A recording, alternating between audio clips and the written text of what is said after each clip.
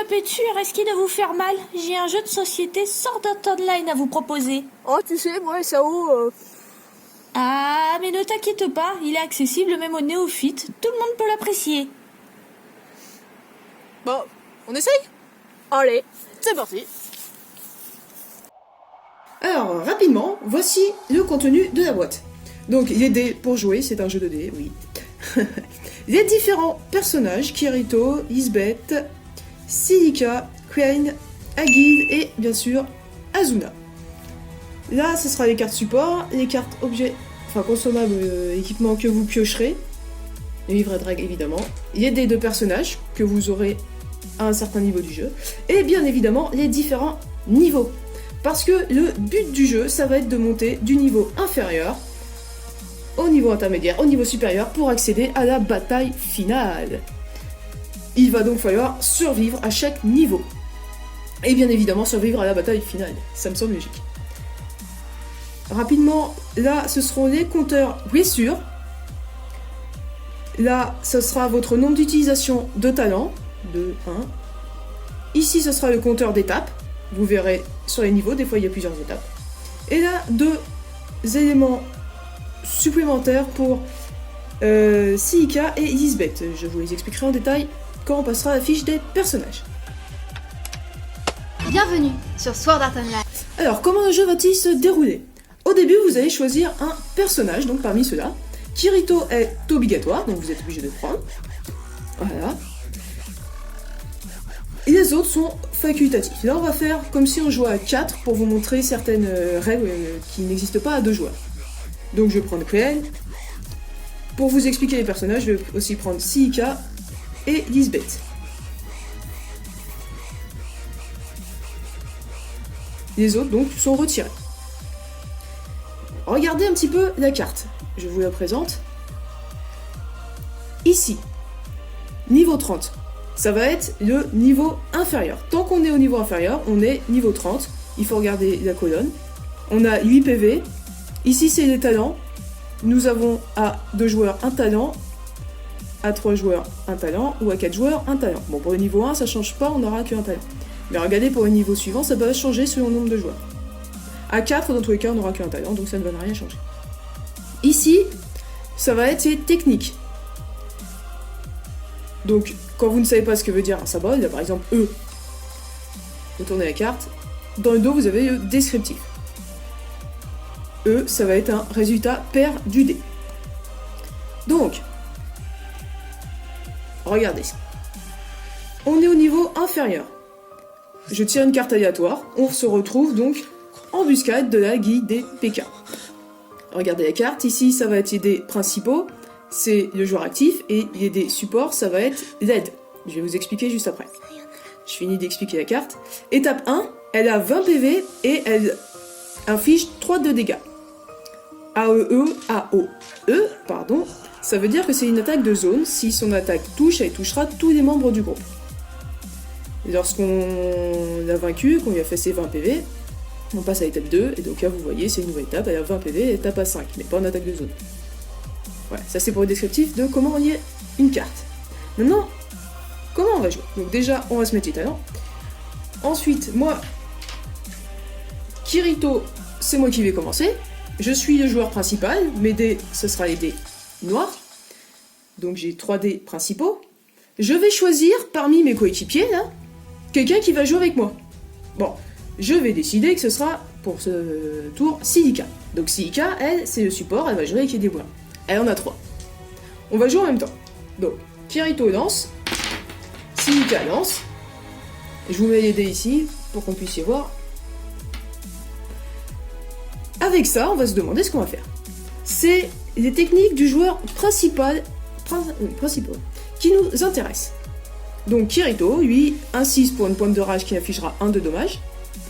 Les XX, en fait, ça veut juste dire que Kirito, il doit faire des nombres identiques. Donc, 2 nombres identiques, il peut faire 4 de dommage. 4 nombres identiques, il fera 10. Pour l'instant, de toute façon, on est au niveau inférieur, donc on n'a que ces techniques-là. Voilà. Alors, avec les dés que j'ai là, je peux déjà décider de garder les 2-4. Je les mets de côté. Le reste, je vais regarder également les 2-5. Voilà. Nous avons pour pouvoir gagner, évidemment, 2 relances possibles. Et nous choisissons les dés que nous relançons. Donc là, je décide que ma partenaire va relancer son 2 et moi mon 1. Je décide de garder le 5. Et je décide de relancer le 6. Dernière relance, attention. Donc là, j'ai un 4. Vous voyez, ça ne m'intéresse pas forcément. Là, j'ai ces 2 dés qui ne me servent à rien. Si, pour l'instant, sans parler des talents, parce que je n'en ai pas encore parlé, si j'appliquais le résultat de cette manière, j'infligerais au boss, là, 2 frappes latérales qui infligent 4, donc je lui infligerai 8, et comme je n'ai pas pu utiliser tous mes dés, le boss va m'infliger 3 de dommages. Vu que c'est une attaque de zone, elle va en infliger également à mes coéquipiers. Donc tous les joueurs, hein, pas seulement les joueurs actifs. Voilà. Donc là c'est une contre-attaque, c'est obligatoire. Kirito est fatigué. Ah oui, il est fatigué, il a déjà joué. On le met comme ça pour signaler qu'il ne peut pas être utilisé à nouveau comme support au prochain tour. Et là c'est au tour de Siika, puisque c'est Siika qui a été support. C'est à elle de jouer. Siika va choisir avec qui elle va jouer. Isbeth ou Queen, puisque Kirito doit patienter un tour. Bon, on imagine qu'elle joue avec Isbeth, hein, peu importe. On va relancer les dés. Donc Siika va lancer les dés noirs. Isbeth, les dés blancs. Et cette fois, on va utiliser les techniques de Silica. Elle veut que des nombres pairs. Donc on va garder, par exemple, le 6 et les 2. Et tout ça, on va relancer. Là, c'est magnifique, on va garder tous les 2. Il nous reste un 1. Bon, il serait temps de s'intéresser au talent. Chaque personne a un talent qui lui est propre. Là, par exemple, Silica, c'est écrit ici, choisissez un personnage, il regagne une utilisation de talent, sans dépasser son maximum. Donc ça ne va pas nous servir pour changer nos dés. Elle permet de regagner des talents. Notre support peut également nous aider. Lisbeth, son talent, choisir le résultat d'un dé et augmenter ou baisser tous les dés qui ont le même chiffre de 1. On peut décider d'utiliser son talent, donc là on l'utilise, tac, pour augmenter ce chiffre de 1. Il passe donc à 2. Vous voyez? Alors elle n'aura plus de talent tant qu'on n'aura pas monté l'étage, mais ça nous permet d'avoir tout ça, tous nos dés là, ils sont pairs. Nous pouvons donc faire, là on a 2, 2, 1, 6, tout ce qu'on pourrait faire c'est 3 fois ordre d'attaquer. Donc avec tous nos dés, on ferait 3 fois 2, 6, et 3, 9. On lui fait 9 de dégâts. Et point important que tout à l'heure, on n'a pas fait avec Kirito, on a utilisé tous nos dés. Donc en fait, c'est ce qu'on appelle le switch. Le switch, ça signifie que le boss en face ne peut pas contre-attaquer. On switch directement, on passe à Lisbeth. Nous, on est fatigué, Kirito, il est plus fatigué. C'est à Lisbeth de jouer, et le boss n'a pas pu contre-attaquer. Donc on ne se prend pas de dégâts. Ça va être ce point le plus important de ce jeu, en vrai, réussir à switch. Enfin, en tout cas, au moment les plus importants. Donc, on va pas faire le boss jusqu'au bout, hein, évidemment. À savoir que, même si là, on lui fait les 20 dégâts, si on ne switche pas, on se prend quand même la contre-attaque. Même quand le boss va mourir, elle se prend la contre-attaque si on ne switche pas. Voilà, point important. On a vaincu le boss, on imagine, hein, donc. Hop, ça, c'est fait. Tac. On passe au niveau intermédiaire. On réveille la première carte et on va s'occuper de lui. Quand on passe au niveau intermédiaire, plusieurs choses. On récupère nos dés de personnages. Donc, chacun a son propre dé, hein, ils ont leur petite tête dessus. On peut choisir de lancer soit notre dé de personnage. La tête, ça va signifier que vous choisissez le chiffre que vous voulez, c'est super pratique. Et en fait, ce dé va avoir les chiffres qui nous intéressent le plus. Il y a 3, 1, 5. Pour Lisbeth, qui ne doit jouer que des impairs, en fait, c'est son dé qui facilite ses combos. Donc chacun récupère son dé, et il choisit d'utiliser son dé de personnage, à chacun sait, ou un dé normal. Qu'il soit support, ou qu'il soit principal. On choisit d'utiliser ou non son dé. Sans dépasser la limite. Regardez, là, maintenant, le héros, il va jouer à 4, et le support à 3. Donc il y aura 7 dés dans cette jeu. Donc, on monte un étage, on récupère un dé de personnage, on pioche une carte également. Voilà, là, je récupère un consommable, ça c'est si on meurt, ça nous ressuscite. Je vais vous les montrer. Vous avez l'équipement d'arc répulsor. L'un des personnages doit s'en équiper et chacune de ses frappes va être augmentée de plus 1 de dégâts. Anneau d'agilité. Pareil, le possesseur il va gagner une relance supplémentaire de dés par tour. Le manteau de minuit. Lorsque cet objet est gagné, pareil, on équipe. Le possesseur réduit chaque dégât de 1. Là, les consommables. Le cristal de soin, c'est pour faire récupérer la totalité des PV à un joueur. La potion de talent, c'est pour récupérer un talent à un joueur. Alors c'est défaussé après utilisation, bien évidemment. Et celui qu'on avait vu, du cristal sacré de restauration d'âme, pour ressusciter un personnage. Parce que je ne vous l'ai pas dit, mais quand vous mourrez, si vos PV atteignent 0, et ben vous avez vu ou non l'animé, mais vous avez perdu. Toute équipe a perdu si un seul des joueurs arrive à 0. On imagine, on le bat, c'est pareil, hop, on passe au niveau suivant, on repioche une carte, tout le monde n'est plus fatigué, tout le monde est soigné, tout le monde récupère ses talents, et on pioche en plus une nouvelle carte support, c'est la carte support Yui. Elle a un effet assez intéressant.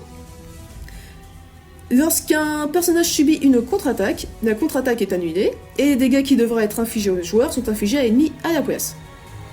Et ensuite on la défausse. On peut quand même utiliser cet effet qu'une fois dans la partie. On passe donc au niveau supérieur. Donc là vous voyez, hein, forcément, c'est comme dans l'animé, hein, plus ça va, plus c'est compliqué. Alors, je dois vous expliquer un dernier point sur ce qui est écrit sur les cartes. La défense. Si un ennemi a, par exemple, la défense 3, on va revenir avec cette carte, elle sera pratique. Vous tapez à 12. Il a une défense de 3, vous faites 12 moins 3, vous tapez à 9. Vous ne devez pas cumuler tout. Par exemple, vous avez réussi à faire 3 plus 6 plus 12, 21. Vous faites pas 21 moins 3, vous faites 12 moins 3, 6 moins 3, 3 moins 3. C'est ça, comme ça que ça marche la défense d'une carte. Crane, regardez, il a percé. Il va percer, justement, percer 5, c'est-à-dire qu'il peut percer une défense jusqu'à 5. Donc à la défense de 3, avec la technique de Crane, vous ne... Bah, vous vous en moquez, il n'y a pas de défense, ok? C'est ça que ça veut dire percer. Je n'ai pas encore expliqué ces deux petits éléments. En fait, ce sont les jetons bonus de Lisbeth et de Silica. On va commencer par Lisbeth. Lisbeth, quand elle fait souffle d'arme, elle va donner son jeton plus 2 à l'un des joueurs. Elle ne peut pas se le donner à elle-même. Ce jeton, ça va faire que lors du prochain lancer, par exemple, je vais donner à Crane, hein. Crane, lorsqu'il va jouer, tous ses coups feront plus 2. Et ensuite, il va redonner son talent à Lisbeth. Enfin, son jeton. Regardez, elle a également x2. Là, c'est lorsqu'elle fait son super outil Noble Forge. Elle va donner pareil à quelqu'un, et tous ses coups feront x2, tout simplement. Silica, elle, le premier, là, c'est une relance. Donc si elle fait étincelle ou feu sacré, elle va donner son jeton à quelqu'un. Encore une fois, elle peut pas se donner à elle-même. Bon, bah, Crane, hein.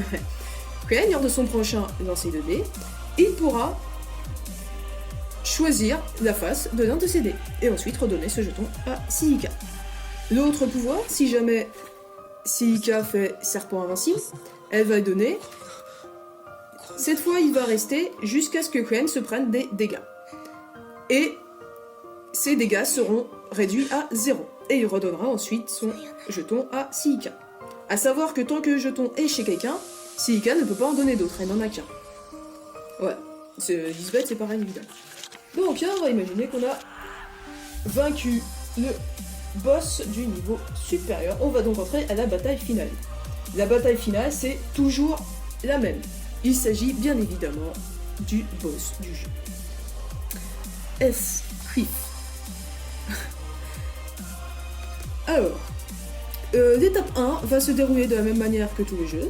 Bon, il faut réussir à le passer, il a 50 points de vie, il tape à 10 et 8 de défense. Bon, déjà, c'est chaud. Pour l'étape 2, il va y avoir une règle spéciale. Il n'a plus qu'un PV, il tape à 27, mais il y a une défense de 27. Je vais vous expliquer de ce pas. Déjà, pour la bataille finale, seul Kirito sera joueur principal. Kirito, pour savoir, regardez, à moins d'être équipé de l'équipement Dark Repulsor qui fait plus 1 au coup, pour battre l'étape 2, il va devoir faire Eclipse et Pointe de Rage pour passer à la défense de 27. Parce que là, il y a une exception à la règle de la défense solaire. Pour l'étape 2 de la bataille finale, on va additionner les points. Donc 27 plus 1, 28. Alors que normalement, on aurait fait 27 moins 1 et 1 moins 1. Mais pour la bataille finale, c'est règle spéciale. On additionne. Donc Kirito va devoir réussir à faire Eclipse et Pointe de Rage pour battre Earthcliff. Et il est le joueur principal. Ce sera toujours lui qui va jouer. Même règle par contre qu'avant. Il va choisir un support qui va pouvoir utiliser ses talents, hein, ça ne change pas. Ce qui va changer, c'est que normalement, c'est lui qui devrait se prendre les 27 points de dégâts. Et bah lors de la bataille finale, si j'ai décidé que je joue avec Crane, je n'ai pas réussi à le passer. Crane se sacrifie.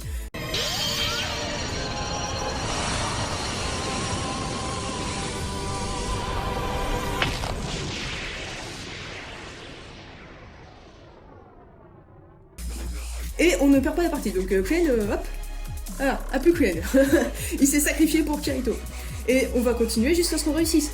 Donc si ensuite c'est Ika qui doit se sacrifier pour que Kirito ne meure pas, Ika se sacrifie. Et pareil pour Isbeth. Et même si on est tout seul, la partie continue. On peut toujours utiliser d'ailleurs les dés personnages des joueurs morts. Si les dés nous arrangent. C'est un choix à faire. Concernant les talents des joueurs morts, c'est à vous de voir. Les règles ne précisent rien à ce sujet. C'est à vous de décider la difficulté du jeu. Si vous voulez que ce soit plus facile, même les joueurs morts peuvent utiliser leurs talents. C'est pas RP, mais c'est plus facile. Sinon, ils ne peuvent plus, et ce Kirito dispose de ses talents pour battre le boss. Autre différence pour la bataille finale. Lorsqu'on arrive à l'étape 2, tout le monde est revigoré, tout le monde récupère ses points de talent et ses points de vie. Ce n'est pas le cas normalement lorsqu'on change d'étape dans les autres. Hein. Je vous parlais de la difficulté. À 2 joueurs, le jeu est quand même assez dur parce qu'on n'a pas beaucoup de points de vie, alors qu'à 4, on va y répartir. Vous pouvez décider, par exemple, de me dire on ne peut utiliser qu'un talent par tour. Alors que normalement, il n'y a pas de limite. Hein. Vous avez 3 talents, si vous voulez claquer les 3 dans le même tour, il n'y a pas de souci. Hein. Okay. Ça peut être quelque chose pour rendre le jeu moins dur. Ou plus dur, enfin ça dépend comment on voit les choses. Voilà. Juste pour vous mettre un petit peu d'eau à la bouche, je vais vous montrer, mais très rapidement, sans entrer dans le détail. Voilà, là c'est les boss des étages supérieurs. Les gros vaisseaux, hein. Les boss du niveau intermédiaire. Alors, il n'y a que 3 cartes à chaque niveau, donc il y a le niveau inférieur. On espère une petite extension, ou alors nous on se créera nous-mêmes nos cartes, parce qu'il faut avouer que... Bon, le jeu tourne très bien, il n'y a pas de souci, hein, mais c'est vrai qu'on aimerait des fois voir autre chose. Et voilà, donc c'était la présentation de Sword Art Online, Sword of Philos. Donc pour joueurs de 1 à 4, on peut y jouer tout seul, pas de souci. On peut y jouer à 2 même. D'ailleurs, petite précision, hein, la règle de quand le personnage est fatigué, ça ne marche qu'à 4, hein. Sinon il n'y a pas de question de fatigue, vous jouez qui vous voulez. Bref. D'après le temps indiqué, hein, c'est pour 30 minutes à peu près, c'est plutôt vrai d'ailleurs. Et 10 ans et plus. Voilà, donc j'espère que ça vous a plu. La prochaine fois, on fera peut-être Tomb Raider, ou alors, si vous préférez, dites en commentaire, parce qu'on a craqué. On a acheté l'extension de Saint Seiya, Challenge Deck Building, qu'on avait déjà présenté, l'extension Asgard, qui est d'ailleurs super. Bref. Donc dites en commentaire celui que vous préféreriez. Salut!